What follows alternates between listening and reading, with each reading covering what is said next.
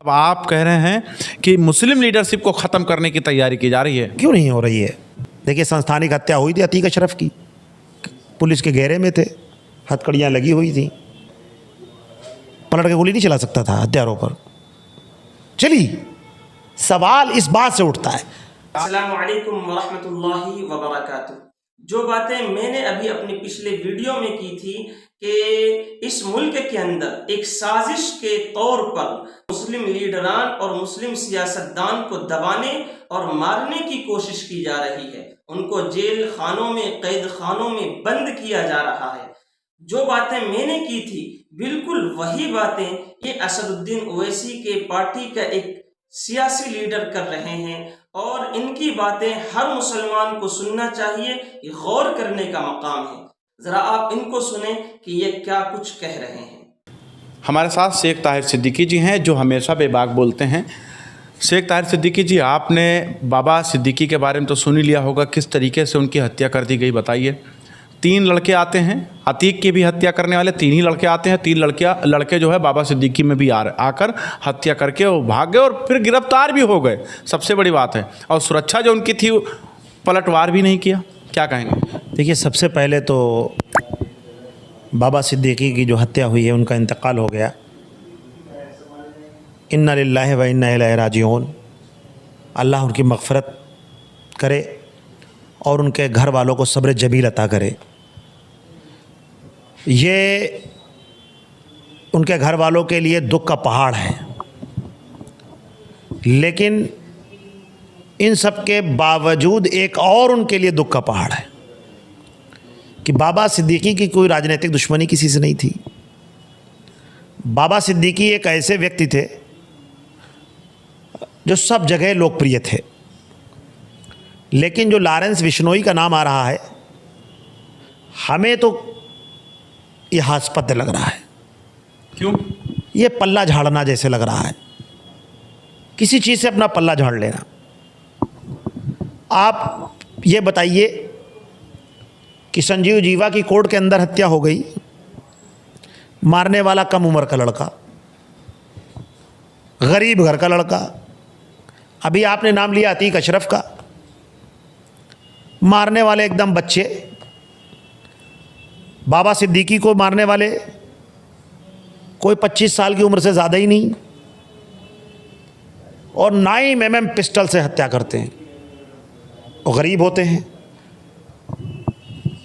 जिनको ब्रांडेड चड्ढी खरीदने का जिनके पास पैसा नहीं है, वो 9 mm पिस्टल से हत्या करता है। ये सोचने का विषय है। भारत के देश के मुसलमानों को सोचने की ज़रूरत है कि आखिर ऐसा क्या है कि जो लोकप्रिय लीडरशिप है, जो सर्वमान्य लीडरशिप है, जिनको हरा पाना मुश्किल लगता है, ऐसे लोगों की क्यों हत्या हो जाती है? वाई कैटेगरी की सुरक्षा में सेंध लग गई, और बांद्रा जैसे इलाके में जो हाई प्रोफाइल इलाका है, जहाँ पर बड़े बड़े स्टार रहते हैं, बड़े बड़े अधिकारी रहते हैं, बड़े बड़े मिनिस्टर रहते हैं, ऐसे पॉश इलाके में हत्या हो जाना, ये सरकार के लिए शर्म से चुल्लू भर पानी में डूब मरने जैसा है। शिंदे सरकार को इस्तीफा नहीं देना चाहिए, बल्कि शर्म के मारे महाराष्ट्र छोड़ देना चाहिए। महाराष्ट्र ही छोड़ के दूसरे राज्य में चले जाएं कि मतलब एक लोकप्रिय व्यक्ति की और ऐसे लीडर की जो मंत्री रहा हो, जिसको वाई कैटेगरी की सुरक्षा प्राप्त हो, और वो उस व्यक्ति की हत्या हो गई हो ऐसे पॉश इलाके में, और ये बच्चे लोग मार के चले गए हों। मुझे तो भैया इसमें कोई साजिश की बू नज़र आती है। ये सुनियोजित हत्या है, इसके तार पता नहीं कहाँ कहाँ जुड़े हों, और इसकी पूरी तरीके से जांच होनी चाहिए। मैं आपके बात को काटकर एक बात और करना चाहता हूं। अभी आपने थोड़ी देर पहले जिक्र किया कि मुस्लिम लीडरशिप को ख़त्म किया जा रहा है, हम उसी बात पर आना चाह रहे हैं। बाबा सिद्दीकी, अतीक अहमद, मुख्तार अंसारी, शहाबुद्दीन, ऐसे बड़े बड़े कद्दावर नेताओं की हत्या, मतलब आप कह रहे हैं कि मुस्लिम लीडरशिप को ख़त्म करने की तैयारी की जा रही है। क्यों नहीं हो रही है? इसमें इरफान सोलंकी का नाम लीजिए, उनको जेल में डाल दिया गया। आज़म खां, अब्दुल्ला आज़म का नाम ले लीजिए, सुनियोजित तरीके से मुकदमे लिखवा करके उनको जेलों में ठूस दिया गया। तो ये लीडरशिप ख़त्म करने जैसा नहीं है तो और क्या है। ये समझना पड़ेगा समाज को हमारे, और ये कबूल करना पड़ेगा। तो क्या अब असदुद्दीन अवैसी भी निशाने पे हैं क्या? कबूल करना क्यों? असदुद्दीन अवैसी के ऊपर हमला हुआ नहीं था यूपी में इलेक्शन के समय पर, टोल प्लाजा पे मौत नहीं थी, लेकिन निशाने पे सब हैं। क्या ओवैसी साहब को धमकी नहीं मिलती? ओवैसी साहब के ट्विटर अकाउंट पे, फेसबुक अकाउंट पे तरह तरह की गालियां लोग देते हैं, धमकी देते हैं। मतलब आप असदुद्दीन अवैसी को भी सतर्क रहने की जरूरत है। अरे भाई, हम लोगों को गाली देते, हम सब निशाने पे हैं। मतलब मुस्लिम लीडरशिप क्यों निशाने पर? जो बोलेगा वो निशाने पर है, जो सच बात कहेगा वो मार दिया जाएगा। कौन है जो मुस्लिम लीडरशिप खत्म करना चाहता है आपके हिसाब से? इसकी जांच होनी चाहिए। इसकी जांच इसलिए होनी चाहिए कि देश के अंदर इतनी सुरक्षा में रहने के बावजूद भी अगर हत्याएं हो रही हैं।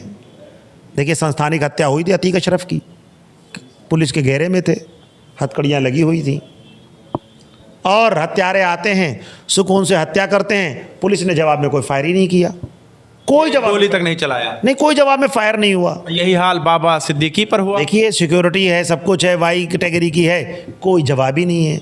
हत्यारे हत्या करते सरेंडर हो जाते हैं।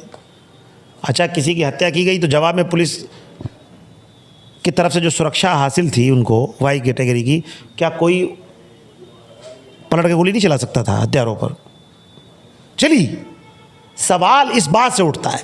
अब आदमी कहेगा हर चीज़ में इन लोगों को साजिश की बू नज़र आने लगती है। लेकिन लॉरेंस बिश्नोई जो है वो तो साबरमती में बंद है, गुजरात के साबरमती जेल। साबरमती में बंद हो या कहीं बंद हो, हमारा तो दिल भी कहता है, दिमाग भी कहता है, उसका इसमें कोई हाथ ही नहीं हो। बड़े बड़े कांड हो गए।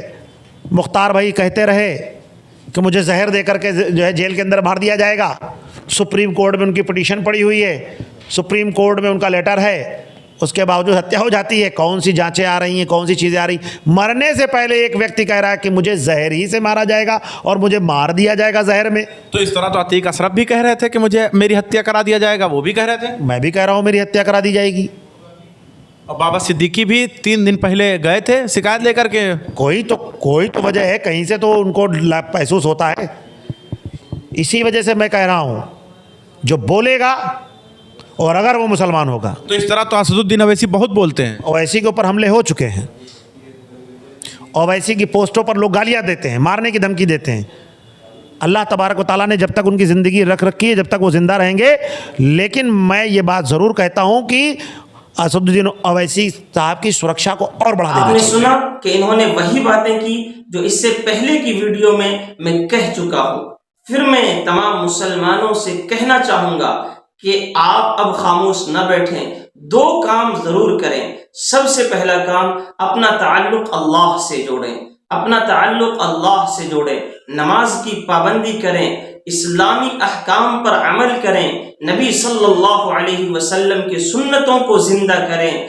और दूसरा काम ये करें कि सियासत में अपने आप को आगे बढ़ाएं और अपने मुस्लिम सियासतदान का साथ दें, मुस्लिम लीडरान के लिए दुआएं करें। जुल्म को होते हुए देखकर खामोश बिल्कुल न बैठें, जुल्म के खिलाफ आवाज बुलंद करें। याद रखें, एक दिन मौत आनी है और हम सबको मर जाना है, लेकिन अगर जुल्म के खिलाफ आपने आवाज नहीं उठाई तो ये भी हमारे लिए और हमारे मुस्तकबिल के लिए बहुत खतरनाक और परेशान कुन बात होगी। अल्लाह हमें अमल की तौफीक अता फरमाए।